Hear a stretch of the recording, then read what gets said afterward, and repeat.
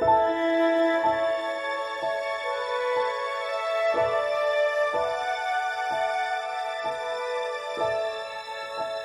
pessoal, tudo bem? Convido vocês para mais um encontro e nós gostaríamos de, nesse encontro de hoje, abranger dois temas.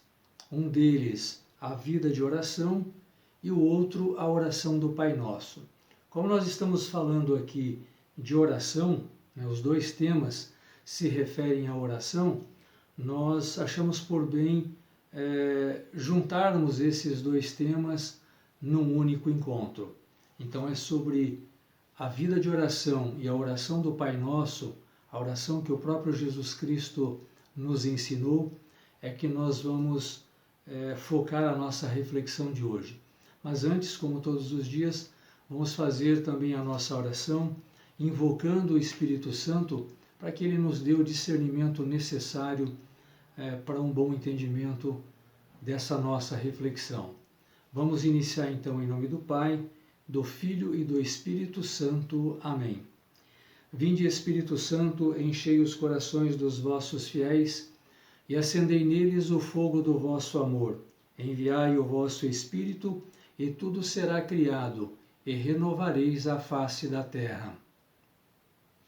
Ó Deus, que instruístes os corações dos vossos fiéis, com a luz do Espírito Santo, fazei que apreciemos retamente todas as coisas, segundo o mesmo Espírito, e gozemos sempre de sua consolação, por Cristo e Senhor nosso. Amém. Em nome do Pai, do Filho e do Espírito Santo. Amém. Eu gostaria de iniciar lendo para vocês um trecho do Evangelho de Lucas, está narrado lá no capítulo 18, sobre a parábola que Jesus contou aos seus discípulos, do insistente pedido de uma viúva a um juiz, para que ele lhe fizesse justiça. A parábola diz assim: numa cidade havia um juiz que não temia a Deus, nem respeitava homem algum. Na mesma cidade havia uma viúva que vinha à procura do juiz e lhe pedia: faze-me justiça contra o meu adversário. E durante muito tempo o juiz se recusou. Por fim ele pensou: não temo a Deus e não respeito ninguém, mas esta viúva, ela está me importunando. Vou fazer-lhe justiça para que ela não venha, por fim, a me agredir. Escutai bem o que diz esse juiz iníquo, disse Jesus. E Deus não fará justiça aos seus escolhidos? Será que vai fazê-los esperar? Eu vos digo que Deus lhes fará justiça bem depressa. Mas o Filho do Homem, quando vier, será que vai encontrar tamanha fé sobre a terra? Então, Jesus conta essa parábola aos seus discípulos para nos ensinar com relação à persistência, a necessidade da nossa insistência em nossas orações.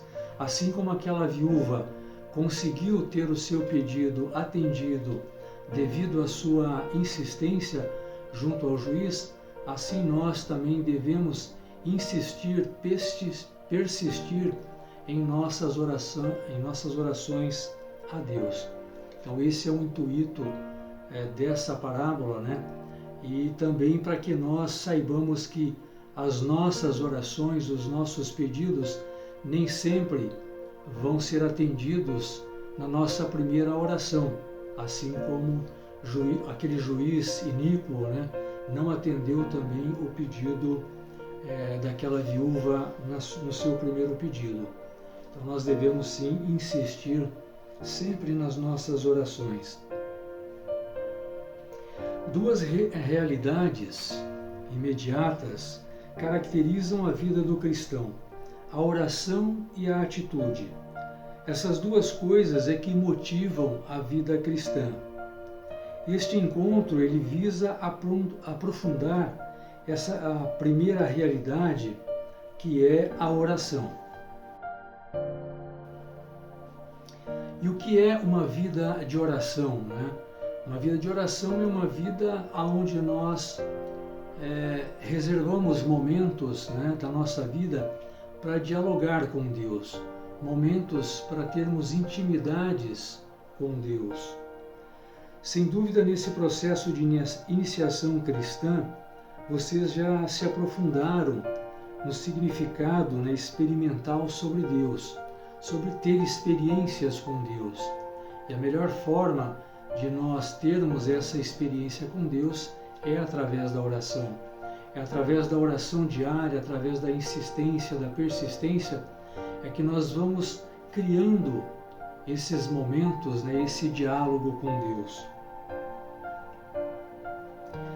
Porque Ele é o Senhor de onde todas as coisas procedem.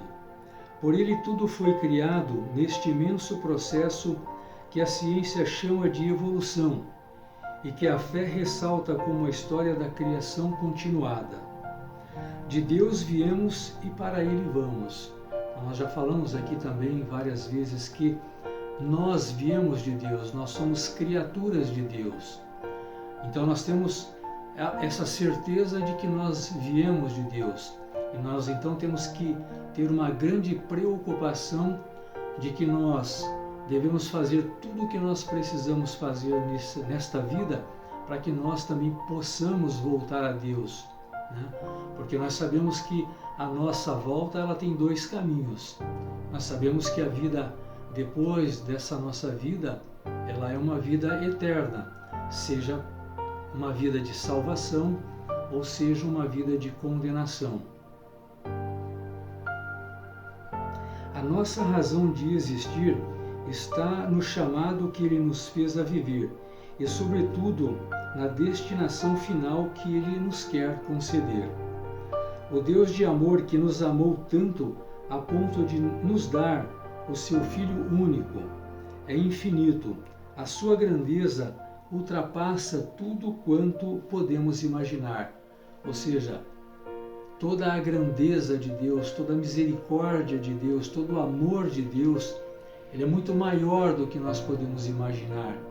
Nós sabemos que tudo isso é infinito. E Deus, Ele quer estar conosco, vivendo em nós, morando em nós. Mas, existindo em nós, no mais infinito de nós mesmos, o Altíssimo, Ele quer se relacionar conosco como um pai quer se relacionar com os seus filhos. Deus que está em nós quer dialogar conosco. E é este diálogo paterno, né, a esta comunhão que nós chamamos de oração. Então essa nossa intimidade com Deus, esse nosso diálogo com Deus é através da oração.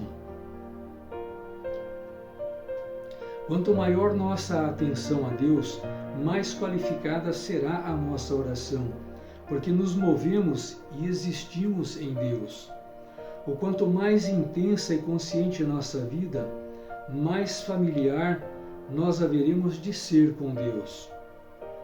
Uma tal familiaridade não se faz com teorias, discursos ou coisas apenas decoradas. Ou seja, nós não devemos nos ater apenas naquelas orações que nós decoramos, né? Tem que ser realmente uma conversa com Deus. Nós temos que nos desligar da nossa vida material, dessa nossa vida terrena, e realmente nos aprofundar nesses momentos de intimidade com Deus. Tudo isso pressupõe uma experiência de amor. Deus vive em nós e nós devemos viver nele. Disto só pode brotar um diálogo de amor. Imagine o aprofundamento progressivo de dois jovens, de um casal que se ama de verdade. Seu amor não será por meio de discursos nem frases decoradas. Será de coração falando para coração, com uma grande familiaridade. Aí convém nós percebermos que, quanto maior for a nossa comunhão com Deus, mais descobriremos Deus em nós. Quanto menor ou menor intensa a nossa oração, menor também será o nosso amor e a nossa familiaridade com Ele. E é por meio da vida de oração que os santos todos se tornaram amigos fiéis de Deus. Ou seja, todos os santos que nós conhecemos, quando nós estudamos a sua vida, em todos eles nós vamos perceber a sua vida de oração. Foi através da sua vida de oração, de intimidade com Deus, que eles atingiram esse grau de maturidade e de santidade. Vamos falar sobre Jesus, né? Jesus, aquele que ora e que também nos ensina a orar. Nós só compreenderemos a vida de Jesus dedicada aos outros, particularmente aos excluídos e também a Deus, se nós percebermos como era a sua vida de oração, ou como ele se sentia sempre ligado com Deus em tudo quanto ele fazia. Deus ocupava seus pensamentos e suas ações, de modo de ser e de agir. Ou seja, Deus estava sempre nos seus pensamentos, estava sempre na sua maneira de falar, de agir, na sua maneira de ouvir, na sua maneira de se dedicar àqueles mais humildes, àqueles que mais precisavam. Contudo, Jesus encontrava tal força porque rezava, e rezava constantemente.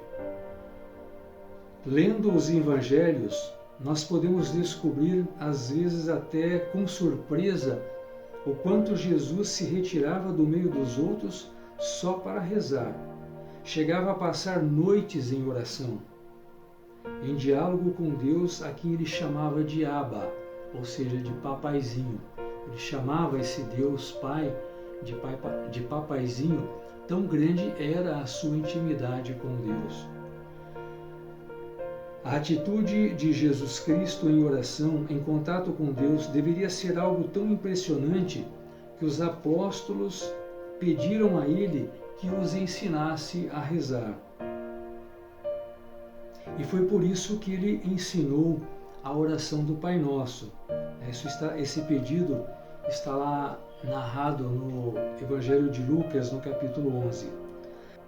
A oração do Pai Nosso é a mais bela e mais profunda oração que nós conhecemos.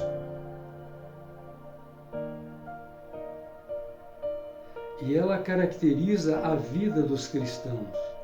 Nela, Jesus ensinou a nos dirigirmos ao Pai e, num segundo momento, com o coração em Deus, pensarmos em nossas situações de vida, como o pão nosso de cada dia, o perdão, a libertação das tentações, e o livramento de todo o mal.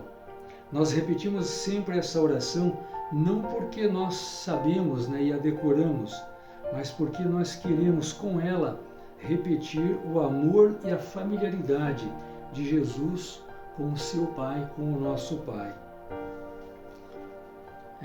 Oração e vida. Por causa de nossas ocupações diárias, estudo, trabalho, convivência social, convivência familiar, e todas as nossas ocupações e atividade, a nossa vida parece ser tão cheia que nem temos tempo para rezar. E na realidade não é bem assim. E essa explicação ela não se justifica para quem quer ser verdadeiro. Vamos imaginar novamente dois jovens namorados, por exemplo, que têm essas mesmas ocupações, trabalho, vida social, vida familiar, estudos, e ainda mais. Mas esses jovens ainda encontram tempo para namorar, não é verdade? Eles pensam um no outro o dia todo, mesmo durante as suas atividades, as suas ocupações, eles pensam um no outro. Pois é, quando se ama profundamente, o amado está sempre bem no centro da nossa vida. Com Deus não deveria ser diferente. Aliás, em certo aspecto até é. Mas, porém, é preciso perceber que nem mesmo a vida de namoro será atrapalhada ou diminuída por causa das nossas ocupações. Uma vida de oração ela não quer dizer que a pessoa fique rezando o dia inteiro e todos os dias. Veja, em nossa igreja, há mulheres e homens que vivem enclausurados, ou seja, trancados, em conventos, como é o caso das clarissas, dos beneditinos, cuja ocupação maior é rezar pelos outros, louvando a Deus e suplicando piedade para nós. Mesmo assim, estes contemplativos, fazem seus trabalhos diários e comunitários. Eles não param, eles, mesmo tendo uma vida de oração, continuam com as suas atividades diárias. Resume bem o lema que São Bento criou: ora et labora, ou seja, reza e trabalha. Esses homens e essas mulheres, elas vivem praticamente em silêncio para não perder, ou melhor, para manter sempre essa comunhão, essa intimidade com Deus. Este é um modo excepcional de vida de oração. Os cristãos, de modo geral, vivem a oração como um ato permanente de amor. Mas esses cristãos conscientes, eles criam também espaços ou tempos próprios para rezar, como Jesus fazia. Jesus tinha a sua vida ali junto com os apóstolos, também tinha o seu trabalho, tinha que pescar, tinha que se alimentar, enfim, eles tinham que ter a sua própria subsistência, mas mesmo com essas atividades, ele tinha o seu tempo de oração.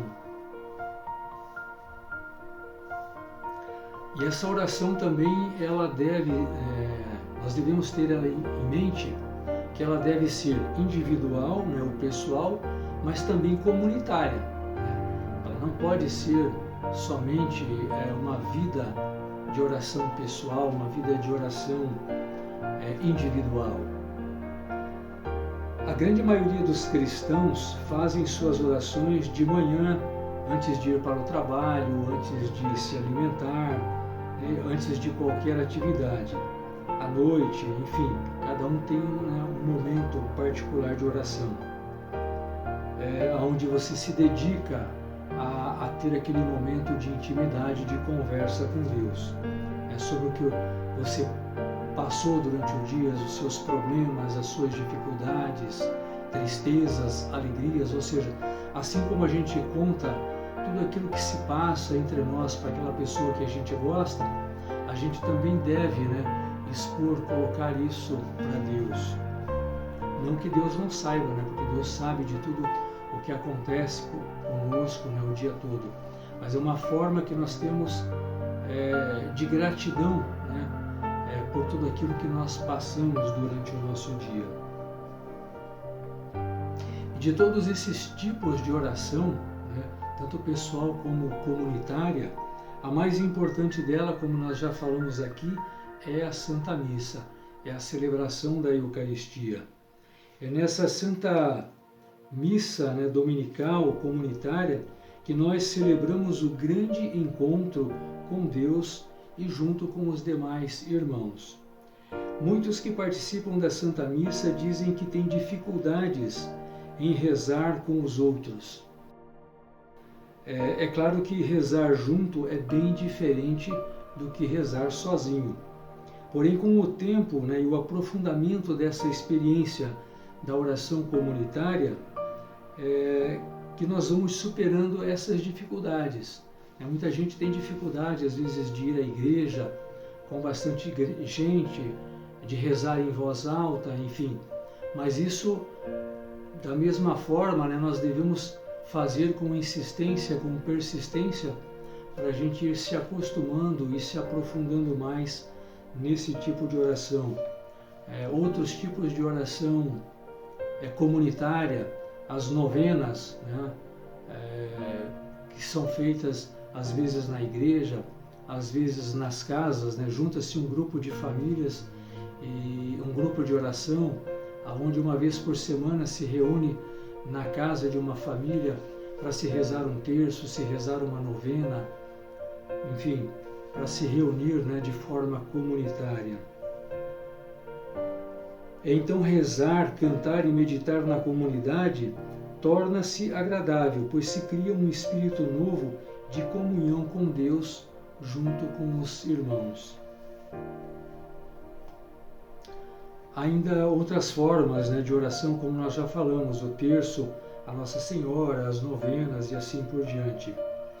Uma outra forma também de oração muito importante e que não pode ser desprezada é a oração com a leitura, através da leitura da Bíblia. Nós chamamos de leitura orante. A Bíblia Sagrada, ela contém a palavra de Deus, então não há lugar melhor para nós encontrarmos realmente na palavra de Deus, essa intimidade com Deus, essa familiaridade com Deus. A Bíblia, ela não é um mero livro de história, ou da história mesmo da história da salvação, como nós já vimos. Tampouco é um livro de curiosidades ou de autoajuda. Nela nós encontramos Deus falando através dos textos que estão lá. É nesse sentido que a Bíblia se torna uma grande fonte de diálogo entre Deus, que agiu no passado e continua agindo no presente.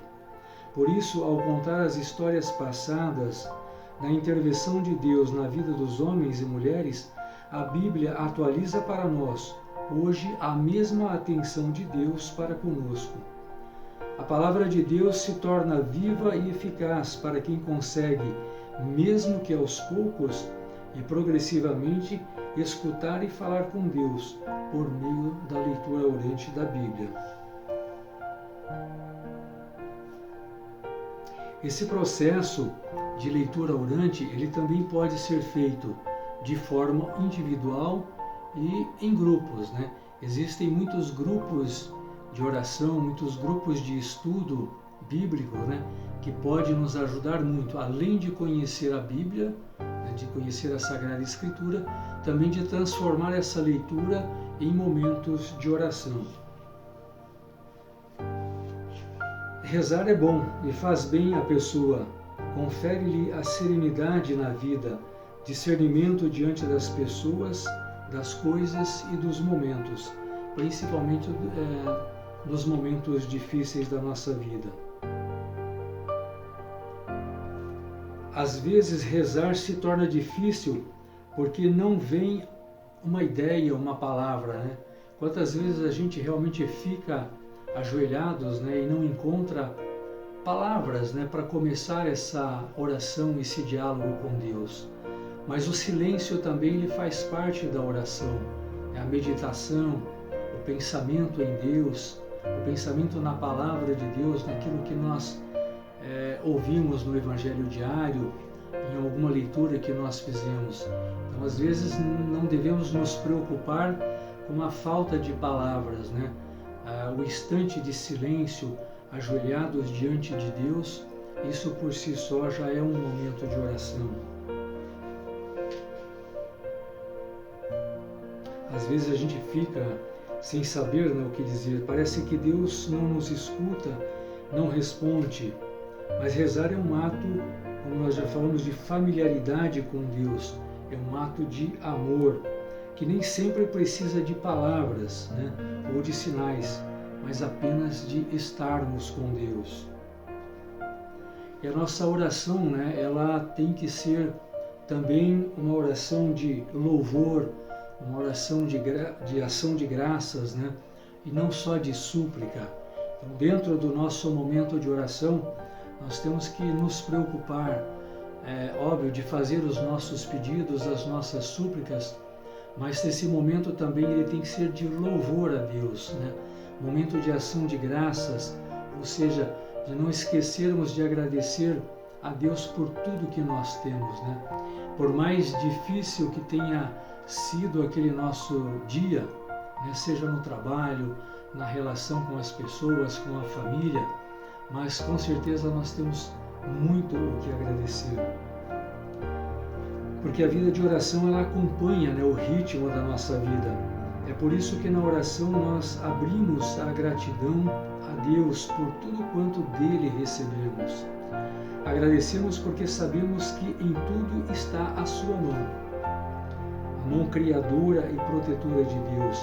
Nós sabemos que Ele é o autor e doador da vida. Nós agradecemos a Deus também por tudo que nós temos, né? A vida, a família, os alimentos, né? A casa, o conforto, enfim, tantas coisas, né? Nós também pedimos e suplicamos ao Senhor. A nossa oração de pedido, ela não pode se restringir só, nem especialmente às coisas materiais, ao nosso pão de cada dia, a saúde, enfim, os nossos interesses pessoais. Ela deve ser voltada também às grandes questões, como o perdão, a sabedoria, a prudência, a realização, né, da vida de uma forma geral.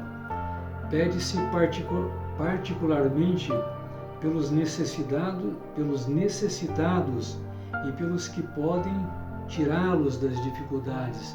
Então, nós devemos pedir, né, por aqueles mais humildes, aqueles que têm falta de tantas coisas, mas devemos rezar também por aqueles que podem fazer algumas coisas por elas, né?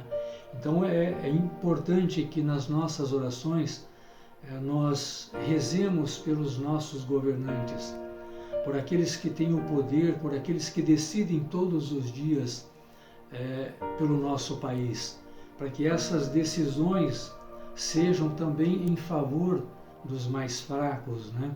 É importante que nós peçamos em nossas orações para que esses governantes não deixem faltar os recursos necessários para a saúde, para a educação, para a segurança. É muito comum durante o dia, né, nós passarmos o tempo às vezes criticando todos os governantes, às vezes até a própria igreja. Então nós devemos rezar por todos eles, rezar pelo Papa, pelos bispos, pelos padres, porque todos são homens, todos são falhos. Rezar pelas nossas pastorais, para que todos os objetivos dessas pastorais alcancem realmente aqueles que precisam, né? Que o seu corpo e o seu sangue chegue até as pessoas, chegue até os doentes, aqueles que estão impossibilitados de ir até a igreja, que também a palavra, os ensinamentos de Jesus Cristo, né? De Jesus Cristo, chegue àqueles que estão impossibilitados de ir até a igreja. Enfim, as nossas orações, elas não devem ser só pelos nossos interesses, mas também pelos interesses daqueles que mais precisam. Há muitos salmos, né, na Bíblia que nos ajudam a celebrar e a louvar a Deus com muita profundidade. E eles podem ser usados no sentido de abrir nossos corações para essas maravilhas divinas, onde nós reconhecemos que só Deus merece toda a honra, toda a glória e todo o louvor. Nossa fé nos ajuda a bendizê-lo e a amá-lo sempre, cheios de gratidão, porque Ele de fato nos ama e nos amará sempre. Então, pensando nesse amor de Deus, nesse amor de paz, de Pai, é que nós devemos louvar e agradecer sempre a Deus. E é importante também, para que nós tenhamos uma vida de oração, né, frutífera, que nós tenhamos fé. Nós também já falamos aqui sobre a fé, que a fé é um dom de Deus, que a fé também precisa ser cultivada, né? Para um cristão de verdade, a oração frequente alimenta a fé e dá sentido à nossa vida. É certo que a fé é um dom que vem de Deus, mas é também certo que ela é alimentada por aquele que crê. Nós precisamos orar, crer nas nossas orações para fortalecermos na fé. Por outro lado, a fé move a vida no caminho de Deus e dos irmãos. É a fé que nos movimenta, né? Que nos leva nesse caminho em direção a Deus. É só a fé que nos faz encontrar o próprio Deus, pela fé que nós seguimos Jesus. o Filho único de Deus e nosso irmão. À medida que a fé vai envolvendo toda a nossa vida, a nossa oração ela vai se tornando mais pura e mais agradável a Deus. Então nós temos que fazer com que a nossa oração ela seja agradável a Deus.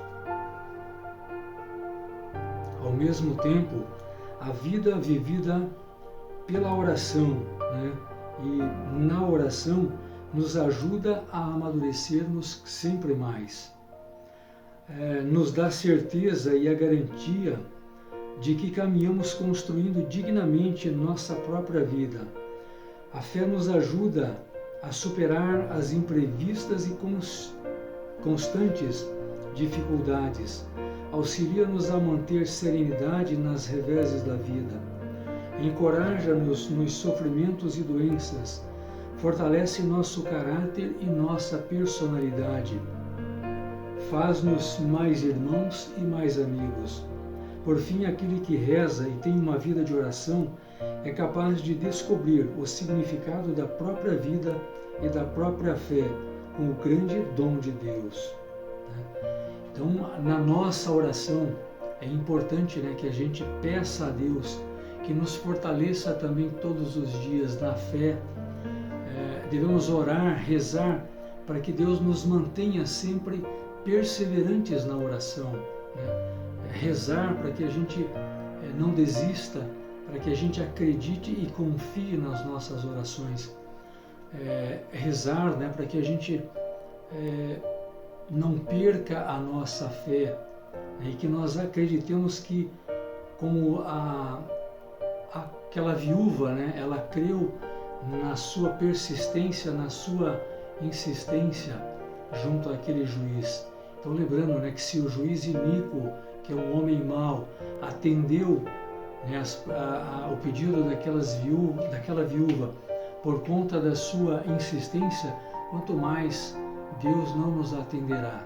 Então, nós devemos crer, né, e ter fé no poder das nossas orações, no poder da nossa intercessão também por aqueles a quem nós amamos. Toda vez que nós rezamos por alguém, nós estamos fazendo uma intercessão em favor desse alguém. Então, para a gente concluir essa primeira parte sobre a vida de oração, é importante a gente entender que a oração ela é um grande mistério que o próprio Deus nos deixou, né?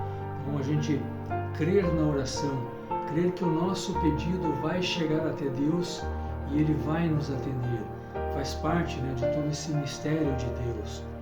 E a Igreja ela nos ensina que esse mistério, né, ele deve ser celebrado principalmente na liturgia sacramental, para que a vida dos fiéis seja configurada com Cristo no Espírito Santo e seja para a glória de Deus Pai. Esse mistério, portanto, ele exige que os fiéis nele creiam, o celebrem e dele vivam, numa relação viva e pessoal com o Deus vivo e verdadeiro.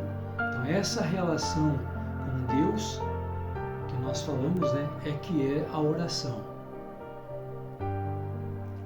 A oração é a elevação da nossa alma para Deus. Por isso nós precisamos estar atentos, né? De onde é que nós falamos ao rezar? Nós falamos das alturas do nosso orgulho ou da nossa vontade própria, né? Ou falamos das profundezas de um coração humilde e contrito? Então aqui é um outro ponto muito importante também nesse momento de oração, né? É se nós estamos com o nosso coração cheios de orgulho, de soberba, né? Ou se nós estamos, né, naquele momento de uma profunda humildade. Então, sempre antes de nós iniciarmos a nossa oração, né, seja ela em que momento for, é importante essa reflexão, esse exame de consciência, para que a gente se diminua, né, diante de Deus, se colocando em humildade para iniciarmos a nossa oração. O próprio Jesus disse, né, aquele que se humilha será elevado. Portanto, a humildade é o fundamento da oração. Não sabemos o que havemos de pedir para rezarmos, né? Como deve ser. O próprio São Paulo, na sua carta aos Romanos, ele fala isso. Nós muitas vezes pedimos coisas que não é para o nosso bem, né? Então nós precisamos na nossa oração pedir também que Deus nos dê o discernimento para o nosso pedido, para o nosso louvor, para a nossa ação de graças. A humildade é a principal disposição e ela é necessária, né, para nós recebermos gratuitamente o dom da oração. Para mim, a oração é um impulso do coração, é um simples olhar lançado para o céu, é um grito de gratidão e de amor, tanto no meio da tribulação como no meio da alegria.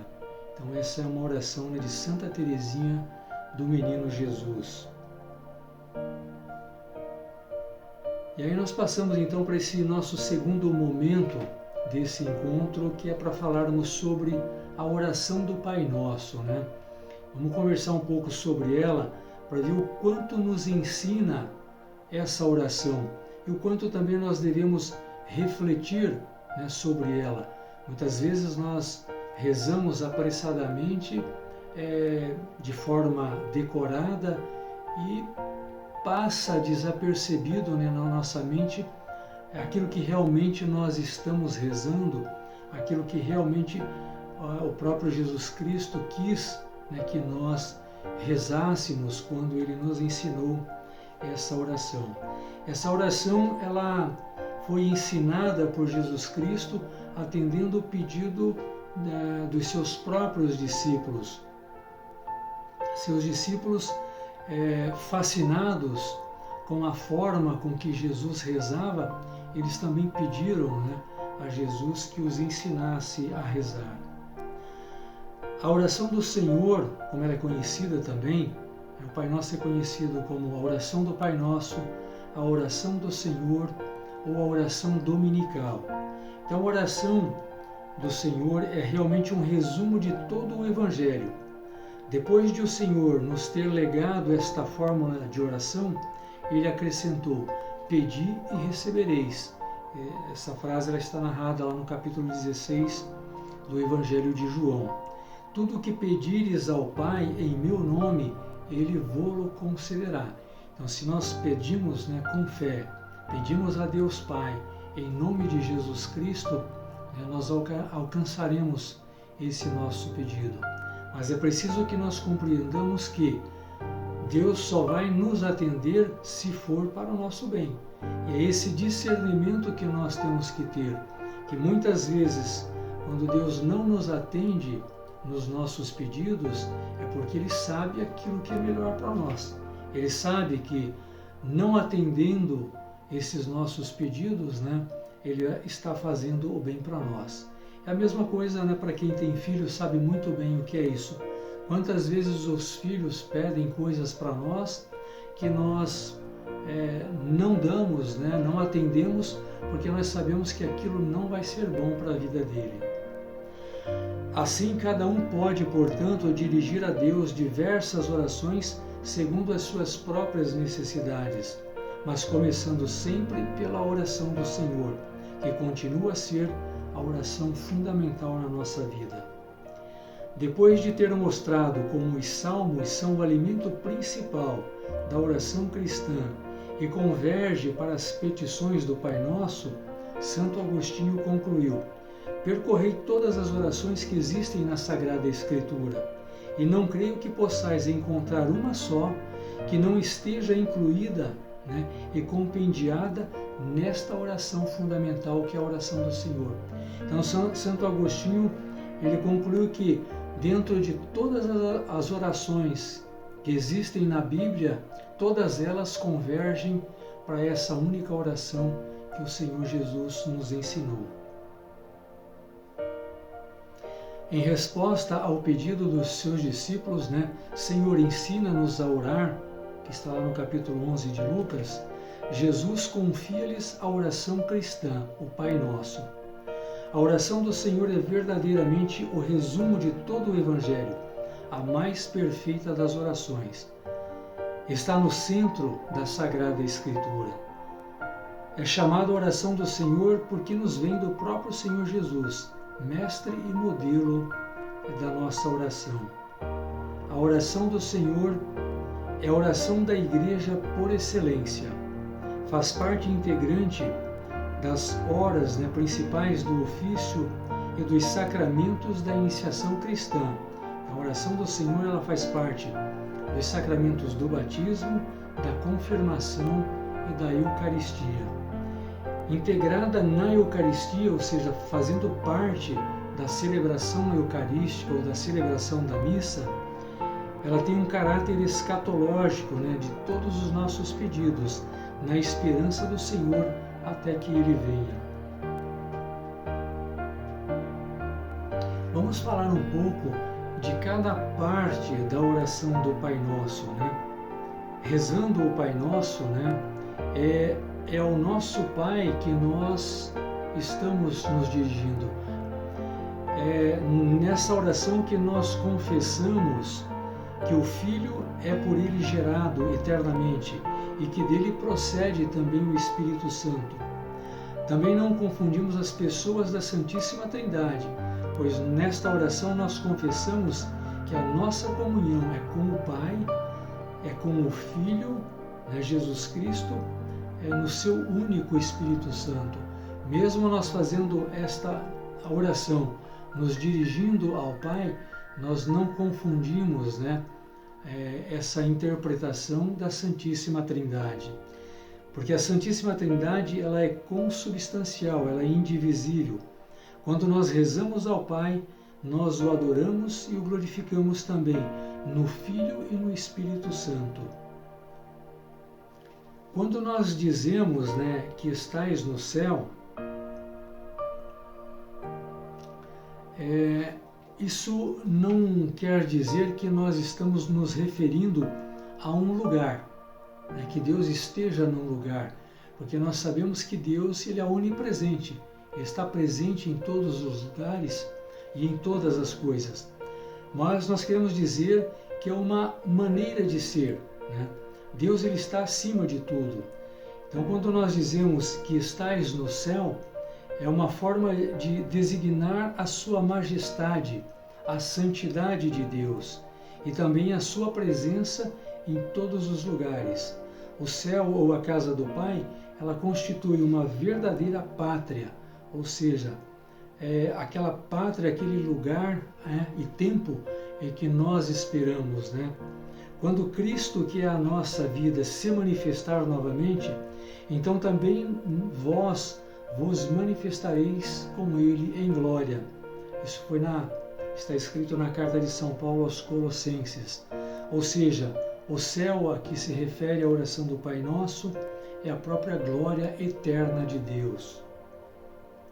E na oração do Pai Nosso está dividida, ou nós encontramos 7 súplicas. Então, qual é a primeira dessa súplica ou desse pedido que nós fazemos na oração? É que santificado seja o vosso nome. Então, esta é uma súplica que a primeira delas, é que o nome de Jesus, o nome de Deus deve ser santificado. Santificar o nome de Deus é, antes de mais nada, santificar o nome de Deus é, antes de mais nada, um louvor que reconhece Deus como santo. Santificar o nome de Deus, que nos chama também à santificação, é desejar que a consagração do batismo vivifique toda a nossa vida. É pedir, além disso, com a nossa vida e a nossa oração, que o nome de Deus seja conhecido e bendito por todos os homens. Porque Deus não nos chamou para a impureza, mas para a santidade. A segunda súplica: venha a nós o vosso reino. O reino de Deus é justiça, paz e alegria no Espírito Santo. O próprio São Paulo disse isso. Os últimos tempos em que nós nos encontramos são os da efusão do Espírito Santo. Trava-se desde então um combate decisivo entre a carne e o Espírito Santo. é a nossa grande luta nos dias de hoje, né? Dos desejos da carne e dos desejos do Espírito Santo. E só um coração puro pode dizer com confiança: venha a nós o vosso reino. É preciso ter passado pela escola de São Paulo para dizer que o pecado deixe de reinar no vosso corpo mortal. Quem se conserva puro nos seus atos, nos seus pensamentos e palavras, é que pode dizer a Deus: venha a nós o vosso reino. Numa de nossas orações da Santa Missa, né, nós rezamos isso, nós pedimos a vinda desse reino, né, a vinda de Jesus Cristo. Nessa oração, toda a Assembleia responde: vinde, Senhor Jesus. A terceira súplica: seja feita a vossa vontade, assim na terra como no céu. A vontade do Pai é que todos os homens sejam salvos. Para isso é que Jesus veio, para realizar perfeitamente a vontade salvífica do Pai. Nós pedimos a Deus Pai que una a nossa vontade à do seu Filho, a exemplo de Maria Santíssima e de todos os santos. Nós pedimos que o seu desígnio de benevolência se realize plenamente, tanto aqui na terra quanto no céu. É mediante a oração que nós podemos discernir a vontade de Deus e obter a perseverança para cumpri-la, né? Ou seja, é na oração que nós conseguimos realmente ter a sabedoria, ter o discernimento daquilo que é a nossa vontade e daquilo que é a vontade de Deus. É desejar que aquilo que acontece, né, lá no céu aconteça aqui também na terra. É a vontade do nosso Pai que todos os homens se salvem e que cheguem ao conhecimento da verdade. Deus usa de paciência, não querendo que ninguém se perca. O seu mandamento, que resume todos os outros e nos diz toda a sua vontade, é que nos amemos uns aos outros como Ele nos amou. A quarta súplica: o pão nosso de cada dia nos dai hoje. Ao pedirmos a Deus, com o confiante abandono, o alimento cotidiano necessário a todos para a nossa subsistência, nós reconhecemos o quanto Deus, nosso Pai, é bom e está acima de toda a bondade. E nós reconhecemos também nessa petição, nessa súplica, o quanto nós somos dependentes de Deus, o quanto mesmo com o nosso trabalho, o nosso suor, toda a nossa dedicação, tudo vem de Deus. Se nós trabalhamos, né, é porque nós temos o nosso trabalho que Deus nos dá. Se nós temos a inteligência, é porque Deus nos dá a inteligência. Então, se de tudo isso nós tiramos o pão nosso de cada dia, é porque não é por mérito nosso, mas pela vontade de Deus. Pedimos também a graça de saber agir de modo que a justiça e a partilha faça com que a abundância de uns possa prover a necessidade de outros. Ou seja, quando nós pedimos, né, pelo pão nosso de cada dia, nós devemos pedir também que não seja só para nós, né? Não podemos fazer uma oração egoísta pensando só em nós, só na nossa mesa, mas também na necessidade daqueles que não têm pão, que não têm o seu alimento de cada dia. E qual é o sentido, né, cristão desse pedido?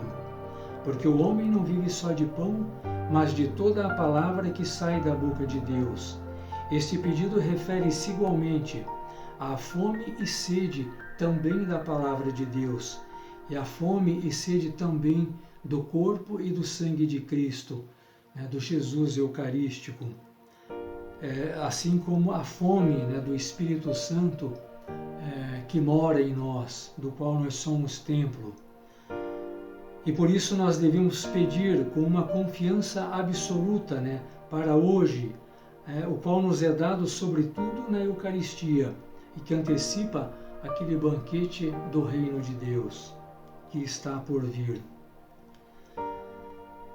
O Catecismo da Igreja Católica ele nos ensina, né? Reza e trabalha. Rezai como se tudo dependesse de Deus e trabalhai como se tudo dependesse de vós. Ou seja, nós não podemos rezar e esperar. Nós temos que fazer a nossa parte na oração, mas temos que fazer a nossa parte também no nosso trabalho. Tendo nós feito o nosso trabalho, o alimento continua a ser uma dádiva do nosso Pai. É bom que peçamos, mas dando-lhe, né, todas as graças. E esse é o sentido da bênção da mesa numa família cristã. A quinta súplica: perdoai-nos as nossas ofensas, assim como nós perdoamos a quem nos tem ofendido. Essa petição, essa súplica, ela é bem clara, né? Nós mesmos pedimos para que Deus nos perdoe de acordo com o nosso perdão para com os outros. Ao pedir a Deus Pai para nos perdoar, nós reconhecemos-nos pecadores diante dele e ao mesmo tempo confessamos a sua misericórdia, porque no seu Filho e através dos sacramentos recebemos a redenção, o perdão dos pecados. Porém, nosso pedido só será atendido se tivermos perdoados, né, aqueles a quem nos ofenderam. A misericórdia de Deus penetrará no nosso coração somente se também nós soubermos perdoar até os nossos inimigos. Ora, mesmo que ao homem pareça impossível satisfazer esta exigência, o coração que se oferece ao Espírito Santo pode, como Cristo, amar até o extremo do amor, mudar a ferida em compaixão, transformar a ofensa em intercessão. O perdão, ele participa da misericórdia de Deus. Então aqui é aquele momento, né, mais difícil, talvez, da nossa oração, que é perdoar, né, aqueles que nos ofenderam. Mas eu acho que o segredo, né, para nós conseguirmos, né, alcançar, amolecer o nosso coração contra as ofensas daqueles que nos ofenderam, é começar a rezando por eles, né? Eu acho que rezando por aqueles que nos ofendem, muitas das vezes nos ofendem todos os dias, é rezando por eles, é pedindo para que Deus tenha compaixão, né, deles, porque não sabem o que fazem, né? A sexta súplica da oração do Pai Nosso: e não nos deixeis cair em tentação. Aqui nós pedimos a Deus Pai que não nos deixe sozinhos à mercê da tentação. Pedimos ao Espírito Santo para sabermos discernir entre a provação que ajuda a crescer no bem, né, e a tentação que nos conduz ao pecado. Então é muito importante a gente ter esse discernimento daquilo que é uma provação para nos fortalecer, né, daquilo que é uma tentação que vem a nós para nos fazer perder, né? Perder a nossa alma, nos afastar de Deus. Esse pedido coloca-nos em união com Jesus Cristo, que com a sua oração venceu a tentação e solicita a graça da vigilância e da perseverança. Nós não podemos nos esquecer que o próprio Jesus Cristo foi tentado. Ou seja, com isso nós temos que ter também a certeza de que nós não vamos estar livres das tentações, mas que nós devemos estar sempre em oração para estarmos fortalecidos, né, diante das tentações que volta e meia vai nos agredir. E muitas vezes nos agride com muita força. Muitas vezes, se estamos até fortalecidos pela oração, nós percebemos que essas tentações vão agredir aqueles que estão à nossa volta. Essas tentações vão tentar nos atacar através daqueles a quem nós amamos. Então precisamos estar muito fortes na oração para que nós possamos ter o discernimento e ter a força para passar tanto pelas provações quanto pelas tentações. Esse pedido coloca, né, em união com Jesus Cristo, que também sofreu as suas tentações. Finalmente, o discernimento desmascara a mentira da tentação. Aparentemente, o seu objeto é bom, agradável à vista, desejável, quando na realidade o seu fruto é a morte. Foi por isso que Adão e Eva caiu na tentação da serpente de Satanás, porque eles viram ali na tentação, né, uma coisa boa, né, aquela tentação de se tornar conhecedor do bem e do mal, a tentação de se tornar igual a Deus. E por isso que nós sempre falamos, né, Satanás e os espíritos malignos, ele não nos aparece na sua aparência mais aterrorizante, porque ele sabe que isso nos afasta dele. Então a forma que ele encontra de nos atrair, né, é justamente com a beleza, né, das coisas. Então é nisso que nós precisamos tomar cuidado. O mal, né, a sétima súplica, mas livrai-nos do mal. O mal indica a pessoa de Satanás que se opõe a Deus e que é o sedutor de toda a terra. A vitória sobre o diabo já foi alcançada por Cristo, mas nós pedimos para que a família humana seja libertada de Satanás e das suas obras. Pedimos também o dom precioso da paz e a graça da esperança perseverante da vinda de Cristo. Essa sim nos libertará definitivamente do maligno. A última súplica do Pai Nosso também está incluída na oração de Jesus. Não peço que os tireis do mundo, mas que os guarde do maligno. Numa oração de Jesus Cristo, veja o que ele diz a Deus, né, em relação aos seus discípulos. Não peço que os tire do mundo, ou seja, não peço que os livre das tentações, mas que os guarde do maligno. Ou seja, as tentações e o maligno, Satanás, né, os demônios, estão à solta, estão neste mundo com o objetivo de, no seu projeto contra Deus, né, como ele não pode atingir Deus diretamente, ele tenta nos atingir. E por aí que vem, mais uma vez, a necessidade e a importância da oração. Então é através principalmente da família que nós vemos nos dias de hoje é que Satanás e seus espíritos malignos, né, se rebela contra Deus, porque a família é o projeto mais importante de Deus para o homem. Então é na família que Satanás e seus espíritos malignos, né, tenta atuar. E nesse pedido, nessa súplica, o mal não é uma abstração, né?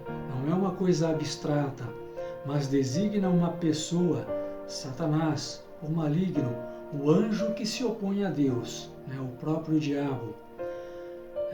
É aquele que se atravessa nos desígnios de Deus e nas suas obras, né? Principalmente na obra de salvação realizada em Jesus Cristo. E por fim, nós devemos dizer o Amém. O que significa o Amém no final dessa oração?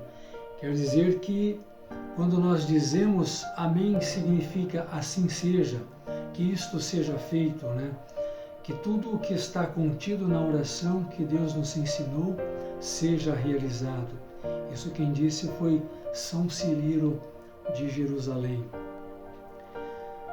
E no Pai Nosso, nas 3 primeiras petições, né, nós vamos ver que ela tem por objetivo a glória de Deus, a santificação do seu nome, a vinda do seu reino e o cumprimento da sua divina bondade. As outras 4 súplicas, elas se apresentam nos desejos, né, nas nossas necessidades. pedidos concernentes à nossa vida para alimentar ou para curar os nossos pecados, ou ainda relativos ao nosso combate para a vitória do bem sobre o mal. Ao pedirmos, santificado seja o vosso nome, entramos no desígnio de Deus, que é a santificação do seu nome, revelada a Moisés e depois em Jesus, por nós e em nós, bem como em todas as nações e em cada homem. Na segunda petição, a Igreja tem em vista principalmente o regresso de Cristo e a vinda final do reino de Deus. Reza também pelo crescimento do reino de Deus, no hoje das nossas vidas.